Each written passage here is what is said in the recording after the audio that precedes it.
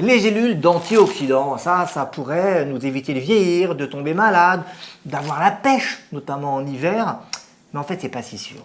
On va en parler avec un expert, le professeur Serge Herzberg. Bonjour Serge. Bonjour Boris. Serge qui est professeur émérite de l'université Sorbonne Paris-Nord. Alors, Serge Herzberg, on le retrouve dans une autre vidéo sur la chaîne où on parle notamment du Nutri-Score, parce que c'est aussi le fondateur du Nutri-Score. Et on le retrouve aussi dans une troisième vidéo où on parle de l'incroyable cohorte Nutrinet Santé qui nous donne plein d'indications et des indications très utiles pour la pratique, notamment en nutrition, sur la population française. Bon, vous l'avez compris, Serge Herzberg, c'est l'une des personnes qui a fait le plus évoluer la nutrition en France, mais même dans le monde, et c'est pour ça qu'il est là et qu'on va parler avec lui de ces antioxydants. Juste avant, je vous rappelle de vous abonner à la chaîne, si ce n'est pas encore fait, on peut toujours le faire. Ça vaut le coup. Alors Serge, si on parle des antioxydants et en particulier des compléments alimentaires avec vous, c'est parce que vous avez mené l'une des principales études dans le monde sur ce sujet où vous avez évalué l'intérêt de prendre des compléments alimentaires d'antioxydants pour se prémunir contre les maladies chroniques. Juste avant de parler de cette étude, de ses résultats et des implications pratiques, il faut qu'on rappelle ce que c'est qu'un antioxydant, parce que antioxydant, contrairement à ce qu'on voit partout, ce n'est pas synonyme de anti-vieillissement. Tout à fait. On a cru d'ailleurs à une époque que c'était des substances anti-vieillissement. On se rend compte que non, mais c'est un ensemble donc de substances, peut-être des vitamines, des minéraux, des micro-éléments comme les polyphénols, qui ont la capacité de s'opposer à l'accumulation des radicaux libres. Ce sont ces fameuses substances que l'on produit à partir de l'oxygène que nous respirons au niveau de nos cellules. Et l'accumulation de ces radicaux libres, à la fin des années 80, au début des années 90, a entraîné un regain d'intérêt des scientifiques, car ces radicaux libres semblent intervenir dans des processus, la cancérogénèse, l'athérosclérose, de façon générale le vieillissement. Donc un raccourci a été fait, c'est de dire si on manque d'éléments qui permettent de bloquer l'action de ces radicaux libres, des antioxydants, ou si on en apporte de façon externe en quantité importante, on va s'opposer à l'accumulation des radicaux libres, on va freiner le vieillissement, on va freiner la cancérogénèse et l'athérosclérose, réduire le risque de maladie. Et mieux vivre. Et mieux vivre. Alors, radicaux libres, c'est encore un terme peut-être compliqué, c'est de la chimie. On ne va pas faire un cours de chimie. Pour faire simple, les radicaux libres font partie des oxydants, pas l'oxydant OXYDANT,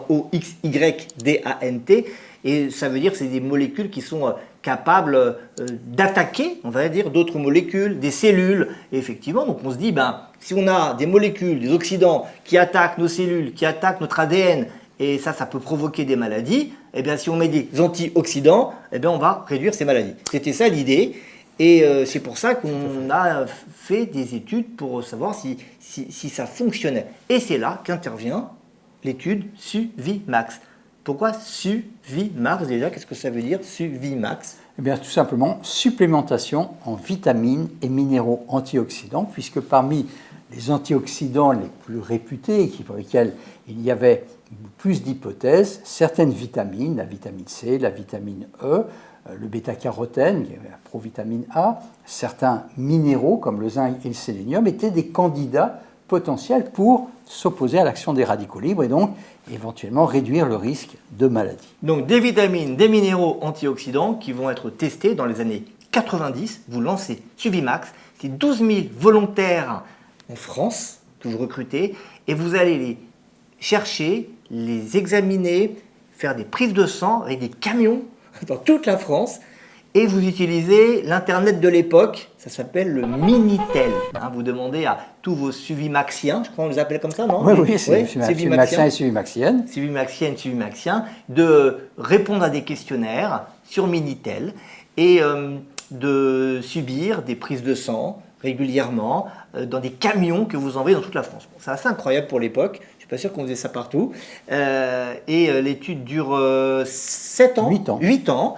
Et vous avez des résultats qui, je ne sais pas, s'ils sont décevants, s'ils sont rassurants, s'ils sont positifs. Comment vous les interprétez, ces résultats? Donnez-les nous, les résultats. Alors, ils sont scientifiques et c'est ça qui est important. On observe en fin de compte que, puisqu'en fait, à l'intérieur de la population qui a reçu soit des antioxydants, soit un placebo. On a la possibilité de voir si le fait d'avoir augmenté ces apports en vitamines et minéraux antioxydants réduit le risque des maladies. Qu'est-ce que l'on voit? C'est que chez les hommes, eh bien oui, on a une diminution du risque des cancers. 30%, un peu plus de 30%. Alors ça marche? Une diminution de la mortalité, donc oui, on pourrait dire que ça marche. Mais si on regarde chez les femmes, on n'a pas cet effet. Alors à quoi ça peut être dû? Eh bien tout simplement parce que chez les hommes, on a corrigé des déficits. Les hommes, en fait, ont un moins bon statut en antioxydants que les femmes, tout simplement parce qu'au départ de l'étude, et on le voyait bien dans les enquêtes alimentaires qui ont été faites, les hommes mangent moins de fruits et légumes ramenés à leur poids que les femmes. Ont donc un statut en vitamine C, en bêta-carotène et en vitamine E moins favorable que ceux des hommes. Donc, ce que l'on a fait en apportant la supplémentation, c'est qu'on a corrigé des déficits chez les hommes. Mais le problème est encore beaucoup plus compliqué. C'est que, d'une façon générale, ça réduit le risque de cancer, mais chez certains sujets, quand on regarde ce groupe, ça augmente le risque. Chez les fumeurs, chez des sujets qui ont un taux de PSA élevé, le taux de PSA, c'est un marqueur de risque de cancer de la prostate. Et donc, chez ces sujets-là, on n'observe pas un bénéfice, mais au contraire une augmentation du risque, plus de cancer de la prostate. Alors, je vous coupe, parce que vous nous dites, justement, l'hypothèse était de dire, avec les antioxydants, on va bloquer les oxydants qui nous donnent le cancer. Et là, vous nous dites que vous montrez qu'avec des antioxydants, non seulement on ne réduit pas le risque de cancer, sauf chez ceux qui ont un déficit, oui, mais on augmente ce risque chez certaines personnes. Et je crois qu'il y a aussi le cancer de la peau. Oui, absolument. Pour les cancers cutanés, également, on observe une augmentation du risque de mélanome. Et comment on explique cela alors? Alors, parce qu'en fait, si vous voulez, les antioxydants peuvent devenir pro-oxydants. C'est-à-dire, au lieu de s'opposer à l'oxydation liée aux radicaux libres, ils peuvent favoriser les mécanismes d'oxydation, notamment au niveau de la peau, chez des sujets qui n'en ont pas besoin de ces antioxydants. Donc, vous voyez, on ne sait pas individuellement si on a besoin ou pas d'antioxydants. On ne le sent pas. C'est pas parce qu'on est fatigué qu'on a besoin de vitamine C. Tout à fait. Par exemple. Et surtout, donc, face à ce bilan assez mitigé, en effet, certains effets protecteurs dans certaines conditions, des effets délétères dans d'autres conditions, alors, ce que l'on a observé dans Sulumax, c'est l'effet éventuellement favorable de doses nutritionnelles, pas des doses pharmacologiques. Et à la même époque, sont sorties d'autres études d'intervention sur les antioxydants, en Finlande, aux États-Unis, qui utilisaient des doses assez fortes d'antioxydants qui ne sont pas accessibles par l'alimentation, donc qui ne peuvent être donnés que sous forme de compléments ou de suppléments. Et à ce moment-là, malheureusement, dans ces études, là, il y a eu une augmentation du risque, notamment du cancer du poumon, surtout chez les fumeurs, et d'une façon générale des cancers. Donc, ce que l'on tire comme conclusion, c'est que les compléments, suppléments en antioxydants sont totalement inutiles, voire dangereux. Par contre, si on veut se protéger des cancers par l'effet des antioxydants, il faut aller chercher ces antioxydants au sein de l'alimentation, en mangeant, ce que faisaient spontanément les femmes. Et des légumes. Il y a une autre explication qu'on peut donner pour expliquer pourquoi des antioxydants pourraient favoriser le cancer. Vous allez me dire si c'est une explication encore valable. C'est que ces fameux radicaux libres, certes, ils attaquent l'ADN, certes, ils attaquent les cellules, mais ils attaquent aussi les cellules cancéreuses. C'est-à-dire qu'ils vont aider à la destruction d'une cellule cancéreuse. Imaginons qu'il y a une cellule qui se met à se multiplier de manière déraisonnable, parce qu'elle perd sa capacité à vivre normalement, eh bien elle peut provoquer un cancer, cette cellule, il faut qu'elle se détruise. Et cette destruction, elle est notamment provoquée par les radicaux libres. Donc si on enlève les radicaux libres de manière exagérée, on enlève cette protection, non? Absolument, parce qu'il existe des mécanismes spontanés de suicide, en quelque sorte, des cellules cancéreuses. Et donc ça, c'est plutôt bénéfique pour chacun d'entre nous. Et si on empêche ce mécanisme, notamment en apportant des antioxydants qui empêchent ces radicaux libres de faire leur métier, parce que les radicaux libres, ils sont utiles à l'organisme, notamment parce qu'ils détruisent les cellules cancéreuses, et par contre, s'ils s'accumulent, ils deviennent dangereux, et s'ils ne s'accumulent pas, mais qu'on s'en débarrasse, à ce moment-là, on perd le bénéfice de leur action utile à l'organisme. Ce que vous voulez dire, c'est qu'aujourd'hui, on ne sait pas comment manier les antioxydants pour avoir juste ce qu'il faut comme radicaux libres, ni trop peu, ni trop, et que finalement, la seule manière assez raisonnable, c'est de consommer des antioxydants aux doses nutritionnelles telles que c'est apporté par l'alimentation.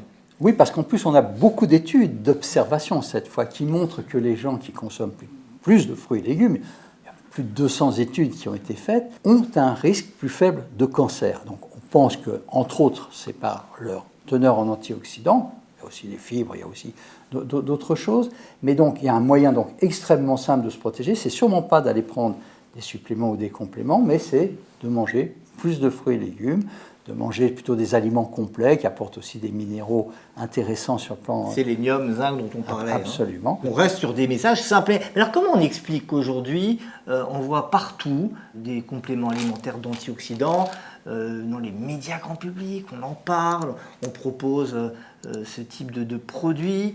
Comment vous expliquez ça alors que vous avez les preuves aujourd'hui que c'est inutile, voire dangereux?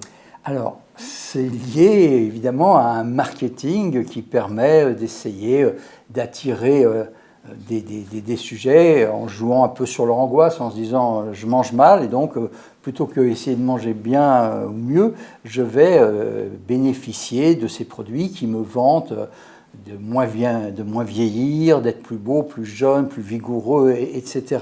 Donc il faut beaucoup se méfier de ces offres, de ces produits qui essaye de pousser à compenser d'éventuels déficits par ces compléments, avec un effet à double détente négatif, c'est que, un, ça peut avoir des effets délétères, et deux, ça peut détourner les consommateurs de manger correctement, de façon bien équilibrée, de chercher les antioxydants à l'intérieur de leur alimentation. Il faudrait moraliser sûrement ce marché qui nécessite vraiment un coup de balai sur un certain nombre de ces produits. Merci beaucoup Serge Herzberg pour ces explications et ces conseils très pratiques. Vous savez maintenant quoi faire avec les antioxydants si vous avez une poubelle, et puis il faut recycler. Il faut recycler, et puis pour votre portefeuille, c'est aussi une économie. Maintenant, il faut se rassurer, si on prend 15 jours des antioxydants dans l'année, on ne va pas avoir de problème. Ça fait du bien uniquement, malheureusement, qu'à ceux qui les fabriquent et sûrement pas à votre organisme. Merci beaucoup Serge, merci à vous de nous avoir suivis. N'hésitez pas à vous abonner à la chaîne si vous voulez d'autres vidéos nutrition. On vous rappelle qu'ici on n'est pas là pour interdire, on n'est pas là pour imposer quoi que ce soit. On est là pour vous donner des informations, des conseils, puis après vous en faites ce que vous voulez. Merci beaucoup et à très bientôt sur la chaîne.